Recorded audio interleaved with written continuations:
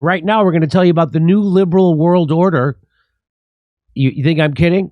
Here's a guy from the Biden administration, and he's going to tell you that you're going to have to keep paying high gas prices forever. Why? Because a new world liberal. What, you think I'm kidding? Sustainable. What do you say to those families who say, listen, we can't afford to pay $4.85 a gallon for months, if not years. This is just not sustainable.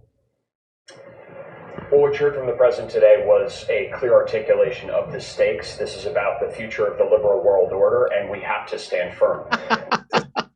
This is about the future of the liberal world order, and we have to stand firm.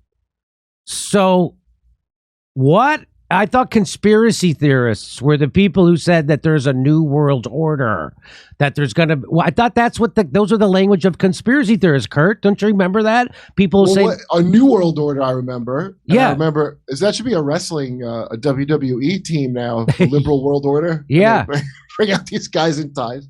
I remember called something different, like this term, liberal world order. I haven't heard this term pop up a lot, even though I know I've heard it the same thing referred to by different terms. Did they just come up with that? Like that's coming from the Biden administration, yeah, and that's feeding right into the things that conspiracy theorists has been saying since 1990. I've been hearing people say that kind of stuff. About the one, wild. And he just said it.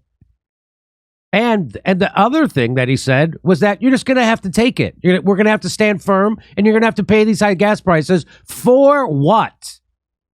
Do we really think Putin is going to take over Europe? Do we really think that? Or do we know that this Ukraine NATO expansion is what provoked this invasion and the coup we instituted in Ukraine in 2014? To overthrow a democratically elected government that was friendly to Russia, and we installed a puppet regime with Nazis that are hostile to Russia. That's what started all that. Russia is not going to take over Europe. That's not happening. Here's what Max Blumenthal says. He says, according to Brian Dees, the former global head of sustainable investing at BlackRock, the liberal world order demands that working class Americans pay $7 a gas to keep the HIMARS. What are HIMARS? I'm going to guess that's some kind of weapon. Max always knows specifics, and I don't. So, again, to keep the HIMARS flowing to Ukrainian and Nazi battalions. So that's what. So we're going to have to keep paying high gas prices that Americans can't afford to pay, so we can have a proxy war in Ukraine with Russia for absolutely no reason. Well, no reason that helps us. The only reason is it helps oil companies. That's what this is about. That's what this is about. Again, you think there's a war and it doesn't involve an oil company or a natural resource that we want to steal? Of course. There's a story coming up later in the show about how Africa, they just found $1 trillion in gold. I'm going to bet those people in Uganda, which is where they found it, are going to need some democracy. So, and Joe Biden just said in Spain, U.S. will face high gas prices as long as it takes. So he's telling you, go pound sand. I'm not giving you relief. This is a proxy war. We're serious about it. We just got $54 billion grifted to our donors in the military-industrial complex in Wall Street, and we ain't stopping. So he just said, here's what he said. He said this, as long as it takes, so Russia cannot, in fact, defeat Ukraine and move beyond Ukraine. Russia is going to, in fact, defeat Ukraine. They already have. And Russia doesn't have any plans on moving past Ukraine, and you effing know it. They're doing that because we're trying to annex Ukraine into NATO, and we've been carrying out a proxy war in Ukraine on the Donbass since 2014. The United States has been funding and arming a proxy war in eastern Ukraine since 2014. And that's why this happened. They'll never tell you that. Ari Melber, Ari Velci, all the Aris. Or Ali. No, his name is Ali, I think. So that's Ali Bells. Yeah. Chris Hayes. Chris Hayes will never tell you the truth about Ukraine. Rachel Maddow certainly won't. So he said, as long as it takes, so Russia cannot in fact defeat Russia. So he said that when they asked how long a gas price is going to persist. As long as it takes. So we already know this war is over. Ukraine lost. They never were going to have a chance to win. And I'm going to show you in a later segment, Colonel McGregor says that Ukraine has collapsed. So this is just a money grift. And of course, it's being pushed on by the corporate media because they're owned by the same people that own Joe Biden. Joe Biden's not deciding to go to war in Ukraine. The people who control him are. And who is that? The military-industrial complex in Wall Street. Biden's latest comments about inflation, which amount to telling voters that they need to brace themselves for the long haul, are unlikely to play well. So that's them being funny at Bloomberg. Whoever wrote this was being funny. Who did write this? Let's see who wrote this. Oh, I don't have the author's name. Oh, son of a gun.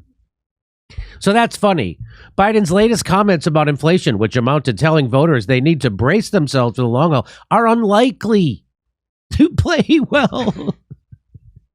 You think? An Associated Press Nork Center for Public Affairs research poll released Wednesday found that 85% of adults said the country was in the wrong track.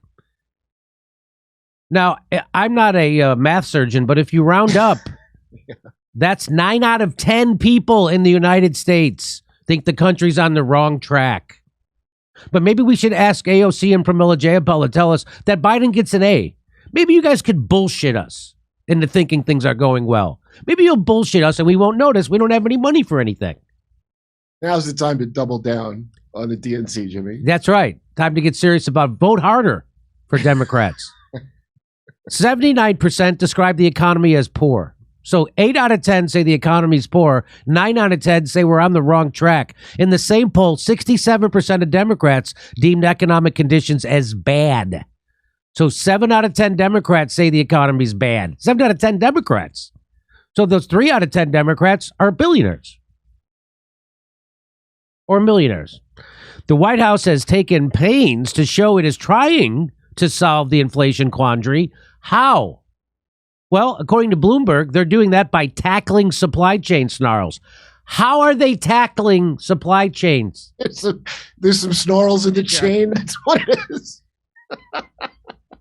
What? But this thing snarled. They just say that. So Bloomberg just prints that. But they don't tell you how they're they just say they are tackling supply chain snarls. No, they're not. I have seen no evidence that they're tackling supply chain snarls. In fact, Pete Buttigieg says he can't do anything. Pete Buttigieg went on vacation for 2 months when we had a supply chain snarl. And now he came back and he says we're going to do a stress test on the airlines over 4th of July. Really? You don't know things are fucked up yet? You want to do a stress test? I'm going to tell you what's going to happen. Thousands of flights are going to be canceled. Yeah, no shit. You know why? Because they forced out. Anyway, well, that's another segment we're going to get to today. So they say the White House is trying to fight inflation by tackling supply chain snarls, releasing extra barrels of oil from the Strategic Petroleum Reserve, and lifting the ban on E15 gas during the summer. What's E15 gas? I don't know what that is. Could you look up what E15 gas is? I'm going to guess. Isn't that the gas that's it's got corn oils? Oh, yeah, right. Like the corn gas. What is that? Ethanol? Is also that known as unleaded 88, has been found for been around for about a decade. It has 15% ethanol, whereas regular ethanol only has 10% ethanol. Yeah, so it has a higher percentage of ethanol, which I'm guessing is not good for your car. Yeah, right. Yeah. Biden has called on Congress to suspend the federal gas tax for 3 months, but the proposal was met with resistance from because you're not cutting the tax on me. What the oil company pays that tax, so you're cutting the tax on the oil company. Now you think they're going to pass that along? Oh, they pass the savings on to you. Now, double check me on that. I'm pretty almost 1,000% sure that that's how that works. that you like. It looks like you're paying the tax, but the oil company pays that. I'm pretty sure. Biden. Go ahead, Kurt. You want to say something? Even if it wasn't like that, and they were cutting some kind of, it's nothing. Right. It's like that's doing nothing. I know. So Biden aides have tried to point to the strong labor market and low unemployment rate as the major bright spot on the economy and evidence of their strong stewardship of the U.S. during COVID. So far, that hasn't worked. You're telling me that writer at Bloomberg isn't funny? What's the person's name who wrote that? Nancy Cook and Jordan Fabian. If you guys if you ever need some side cash, you have a side hustle writing comedy for a YouTube show, I would love to hire you. Nice work. Strong stewardship. Strong stewardship. The U.S. will send more firepower to Europe, said Biden on Wednesday at NATO's annual summit in Madrid. The NATOization of Europe is exactly what Putin didn't want, but exactly what needs to be done to guarantee security in Europe. So we're sending more. Again, it's just there's people living under every bridge. People can't afford gas. People can't afford medicine. People can't afford their life in the United States. They don't have a living wage. And he's sending more money to Europe. Can we be NATOized? Let's NATOize the United States. Send us billions. Send us $54 billion to help us do stuff for healthcare and education, infrastructure, housing. So there it is. The United States, 9 out of 10 people think it's in the wrong direction. Joe Biden says, go pound sand. You're going to have to pay higher price for gas.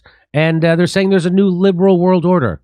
That's all in one news segment. July 3rd, we're doing a live show in Los Angeles, and then we're going to Chicago, Sacramento, San Diego, Bakersfield. See you there. Go to JimmyDoreComedy.com for a link for all our tickets.